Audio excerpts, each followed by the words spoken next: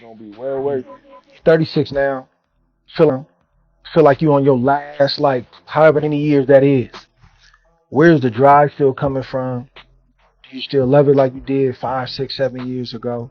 Who is the 36-year-old Terence Crawford right now? Drive is always there because I'm so competitive, so I don't ever have to worry about the drive. The Some love, cats get lazy though. some cats has, Triple but not G this. has joined Terence Crawford in preparation for what many are calling the biggest fight of the decade. Gennady Golovkin, renowned for his relentless fighting style and iron chin, has entered Crawford's camp ahead of his super middleweight debut against Canelo Alvarez. Crawford's team views this as a strategic move. Golovkin's first-hand experience from facing Canelo 3 times provides unique insights that could prove invaluable as Crawford attempts to dethrone the undisputed super middleweight champion.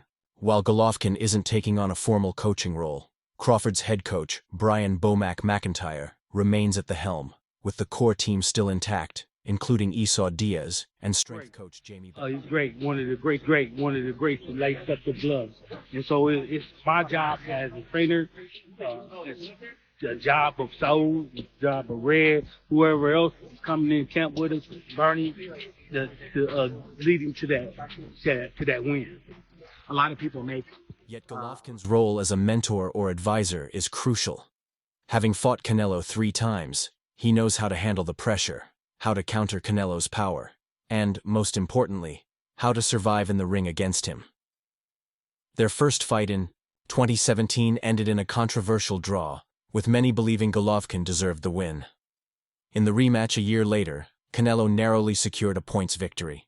Their third bout in 2022 saw Canelo clearly outpoint Golovkin, but the Kazakh legend never backed down, proving he could still absorb Canelo's best shots, even in his late 30s. Crawford is realizing the way to beat this guy That way. is, and Crawford, who certainly is more talented in my book anyway than William Skull, is going to outbox him, throw punches back at him. He's going to go southpaw. He's going to go right-handed. And as we sit here, I am picking Terence Crawford to beat Canelo Alvarez in September. So am I. I said Canelo. One particular moment from their first fight still stands out in Golovkin's mind. In the 9th round, Canelo landed a clean, powerful right hand that many believed could be a game-changer. But Golovkin shrugged it off, later telling DAZN, "I remember that punch. I let it get through. I don't know what to call it. It wasn't hard. It felt kind of like a slap. I guess a slap or a sliding punch. Well, it didn't do too much." Hearing Golovkin describe a punch that looked so devastating as more of a sliding slap speaks volumes about his toughness. It also sends a message to Crawford. Even if Canelo's power is hyped, it's survivable. Golovkin's experience will help Crawford understand that while Canelo does hit hard, it's the way he sets up his shots that truly makes them dangerous. Who you got? Crawford, Canelo? I still say Canelo. I got Canelo too. I still say Canelo. Ring IQ, I believe that Crawford has a bit more. Yep. However, it's just the size difference. I think that where Crawford is lacking is that he should try to test the waters even with somebody at that weight class before facing Canelo. But hey, they say he's a dog. He got shot in the head and drove to the hospital. So Crawford knows he's stepping into a different world at 168 pounds. He has never fought at this weight, nor even at 160. The closest he came was his last bout against Israil Madrimov at 154 pounds. Even then, the fight wasn't smooth. Madrimov managed to hurt Crawford, and although Crawford won by decision, there were concerns about how well his power carried up to the higher weight class. Eddie Hearn even suggested the judges were too generous, implying the fight was closer than the scorecards indicated. If Madrimov could trouble Crawford, then Canelo, who broke Billy Joe Saunders' orbital bone at 168, will be a far more dangerous Bud's opponent. resume. There's no Trout. There's no Trout on Bud's resume. There's no Daniel Jacobs on Bud's resume. Canelo is the one that's fought the elite level opposition. It's Canelo that fought Laura. There is no Laura on Bud's resume. There is no Laura on Bud's resume. Bud has never faced a multiple division champ. Bud has never faced a multiple division champ. Okay, but Bud is an elite boxer. So you're an elite boxer, but you haven't fought elite boxers. Terence Crawford calling out Canelo. Canelo. You know, I don't like that fight. Why not? I don't like that fight. It's just too much weight. You know, and This fight isn't just about Crawford's power. It's about his ability to adapt. Moving up 2 weight classes is a rare and risky move, especially against a fighter who has dominated the division for years. Crawford has built his career on breaking down opponents with precision, timing, and exceptional ring IQ.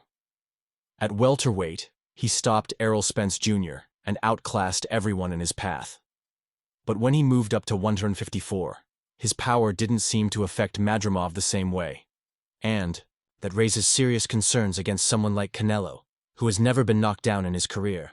Canelo has absorbed shots from power punchers like Sergey Kovalev and Gennady Golovkin without ever hitting the canvas.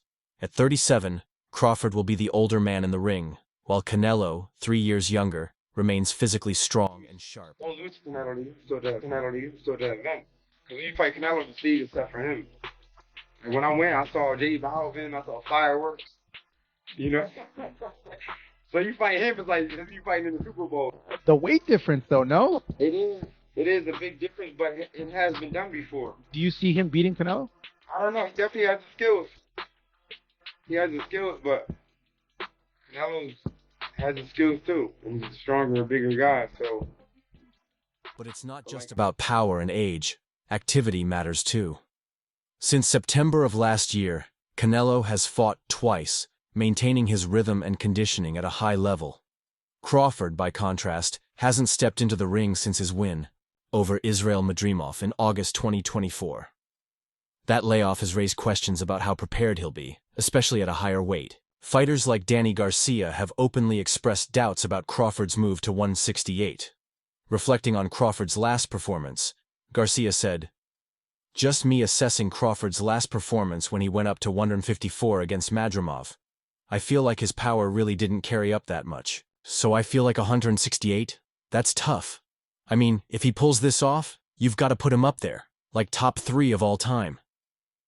Garcia went on to say that unifying all 4 belts in 3 different divisions, while jumping up in weight to beat someone like Canelo, would be historic. If he wins this fight, you probably have to put him in the top 3 of all time. But it's going to be a steep, steep hill to climb. It's going to be tough. If he can do it, all praise to him. But I think it'll be too much. That's just my personal opinion. Likely to be announced.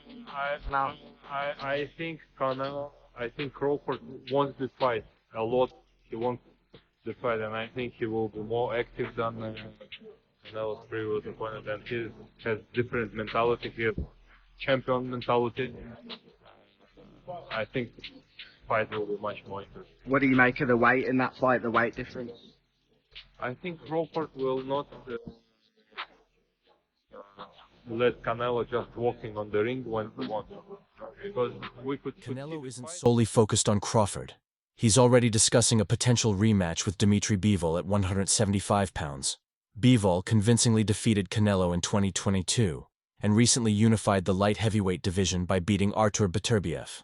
In an interview with The Ring magazine, Canelo admitted he's eager for another shot at Bivol, saying, "I hope I have the opportunity to have the rematch with Bivol. That's the only fight at 175 I would really take, but we'll see. I want to tell myself, hey, you learned something from that fight, what things you don't need to do again. I have that thing in myself which says, hey, you need to show that you're a better fighter than him." Bivol, in turn, shared his thoughts on the Crawford-Canelo matchup, suggesting that Crawford's mentality could be the key to the fight. "I think Crawford wants this fight a lot. He wants this fight. And I think he'll be much more active than Canelo's previous opponents. He has a different mentality. He has a champion mentality. I think the fight will be much more interesting," Bivol said. Do a lot of defense. Now, if he pulls off that win, dude, that's gonna be one of the most biggest like upsets of all time for this dude to go up that many weight classes. And now I do think that, you know what I'm saying, he's gonna get his little shots in as far as, you know, finessing and all that, because his hands are definitely way faster than Canelo, but just the weight and the way that Canelo fights, he's not gonna back up against Crawford. Yeah, I don't think Crawford's going to be able to hurt him. Even if he lands a home run punch, I think There's also some uncertainty surrounding the fight's location. Initially set for September 12, 2025, at Allegiant Stadium in Las Vegas, the date has now shifted to September 13th. Turki Alalshik, who was involved in the promotion, mentioned that the fight could take place in New York, Los Angeles, or Las Vegas, depending on which venue offers the best deal. The fight is part of the Riyadh Season PPV event, and an official announcement regarding the final location is expected soon. You know, done deal. Looks like the fight is done. What's your thoughts on this fight, man? Man, it's a great fight for boxing. I know people don't agree with it, but if Canelo fights one inkling of the wrong fight, he's gonna lose. If he comes out and fights the right fight, it's gonna be a couple. So right now, I think it go be defeated away, but it depends on. With Golovkin joining Crawford's camp, there's a sense of blending raw aggression with calculated strategy. Crawford must learn from Golovkin's experiences, especially how to stay composed under Canelo's relentless pressure. Golovkin's insights into Canelo's body shots, combinations, and his ability to close the distance will be invaluable. Crawford will need to find a way to make his movement work without sacrificing power. He can't rely solely on being elusive. He must gain Canelo's respect early on. More weight classes. Like once he gets touched by Canelo, it's gonna be different. I am concerned about him absorbing a Canelo punch, especially through the course of 12 rounds. We do know this about Canelo. He's going to slow down, you know. So I think if anything, Canelo would try to start fast and bang on him and break him down before he gets later. And he still got that kind of steam. But, you know, there's so many. Anthony Joshua recently weighed in on the upcoming showdown, offering a balanced perspective in an interview with Seconds Out. Breaking down the matchup, Joshua said, "If I'm honest, genuinely, it's 50-50. Obviously, Canelo is big and strong, but I think a fighter moving up in weight is always good because they don't have to make weight. They can be free at the weight, and they're naturally quicker because they're a lot lighter. They're used to fighting smaller guys, so their reactions are a bit better than someone who fights bigger, slower opponents. So, it makes it a good fight, strength versus speed. Canelo is a two-time undisputed champion, and I think Crawford is an undisputed champion as well. Both are talented. It's not like a 60-40 or a 70-30 fight. It's 50-50 in my opinion."